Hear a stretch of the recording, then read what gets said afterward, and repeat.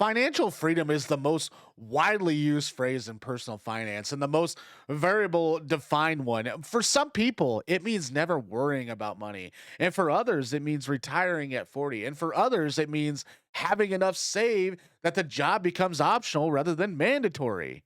And for a meaningful number of people, it means simply not being in debt. And the definition matters because the path to financial freedom is different depending on which version you're trying to reach. And most content about it skips past the definition to get the tactics, and which produces advices that's inspiring in the abstract and useless in practice for anyone whose version of freedom doesn't match the version the advice was written for. And here's a framework that works regardless of which definition you're starting from. A sequence path with clear stages that applies to most financial situations and tells you exactly where you are and what the next step is and what order to do things in. Stage one, financial stability, the foundation everything else requires. Financial freedom of any kind is not accessible from a state or a financial instability. The first state is not exciting and contains none of the elements that make personal finance content shareable. No investment strategies, no income multipliers, and no freedom narratives. It is the unglamorous prerequisite achieving a basic stability from which everything else can be built. Financial stability has three components. The first is that your income is consistently covers your basic expenses with some margin remaining, not luxurious margins, any positive margin. If your income does not cover basic expenses, stage one is an income problem that requires income solution before any financial strategy applies. The second component is the absence of high interest debt, specifically any debt above 10% interest, which includes almost all credit card debt and most personal loans. High interest debt is a guaranteed negative return that compounds against you at the same mathematical power that investment compound for you. It must be eliminated before investment returns can be meaningful. Because a 7% investment return against a 24% debt balance is net negative and 17% financial position. Pay the high interest debt first. Every dollar applied to it earns a guaranteed return equal to the interest rate. The third compound is a starter emergency fund of $1,000 to $2,000, not a full emergency fund, a starter one. Okay, sufficient to absorb the small emergencies that would otherwise go on a credit card and rebuild the debt just eliminated. This starter fund is a circuit breaker between the financial stability you're building and the next emergency that would otherwise destroy the progress. Stage one is complete with when the income exceeds expenses with the margins. High interest debt is eliminated. In the starter emergency fund, it exists. This stage, it takes weeks for people with small debt balances and high income, and years for people with large debt burdens and modest income. There's no skipping it though. Stage two, financial security, the buffer that changes everything.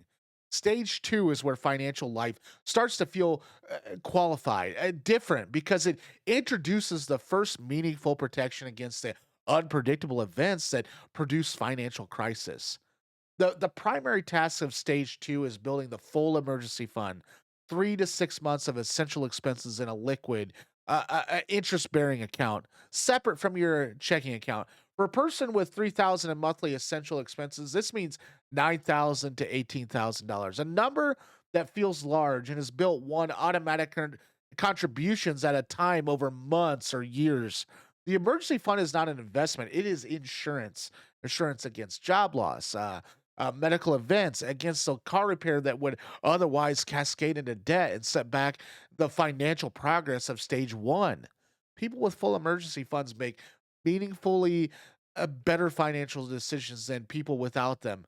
Not because they're more disciplined, but because the decision making process or the pressure of financial fragility is removed. The cognitive bandwidth freed by not running at the edge of the crisis is available for the better decision that stage three requires. Secondary task of stage two, beginning retirement contributions up to the employer match. This is free money with immediate 50 to 100% return on the matched portion. It belongs in stage two rather than waiting for stage three. because the return on employer matched contributions exceeds the return on any other available financial action. Stage two is complete when the emergency fund is fully funded and retirement contributions capture the full employer match. Step three, financial accumulation, building what produces the freedom. Stage three is where financial freedom transitions from concept to directory. The stability of stage one and the security of stage two have created the foundation. And stage three is the systematical conversion of income into assets over time. The task sequence in stage three maximize tax advantage investment accounts in order of efficiency.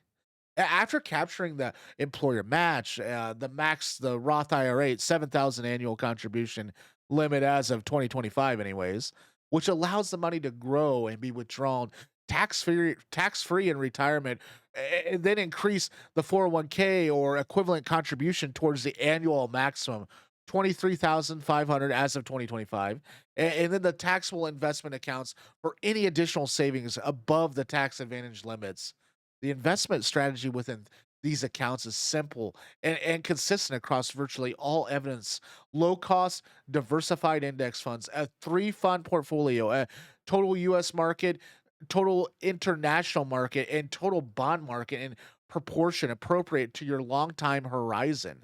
Held consistently through market volatility with contributions maintained in downturns rather than pause produces returns that the vast majority of actively managed funds fail to beat over a 20-year horizon.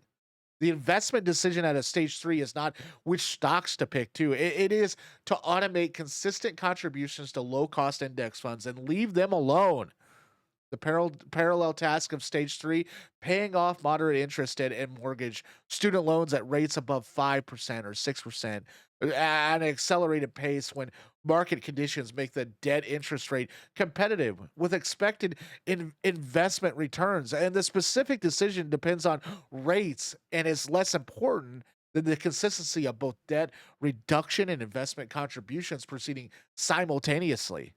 And stage three has no completion point in the traditional sense. It is the ongoing accumulation phase that runs until the portfolio reaches the threshold that defines your specific version of financial freedom.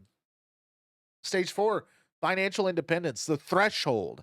Financial independence is the specific financial condition in which your portfolio generates enough return to cover your living expenses indefinitely without requiring your labor.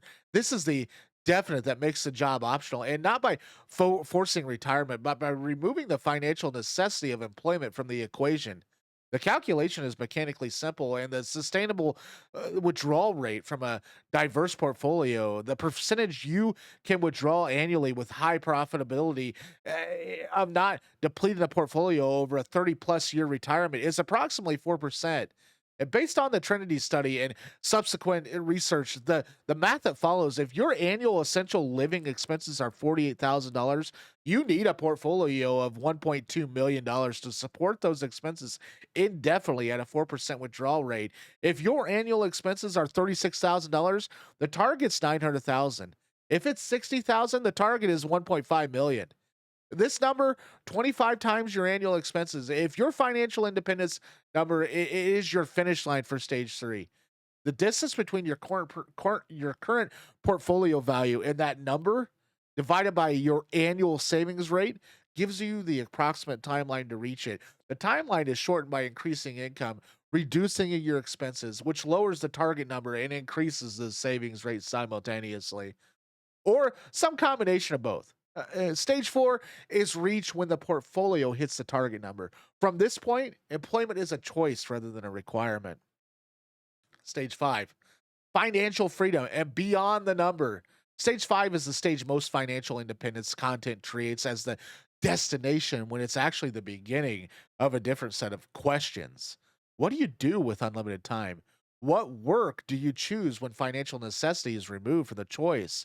And how do you build meaning and structure in a life that no longer has the external scaffolding of employment? These are not financial questions. They're life questions that financial freedom makes available to confront, and they deserve at least as much planning as the financial path that enabled them.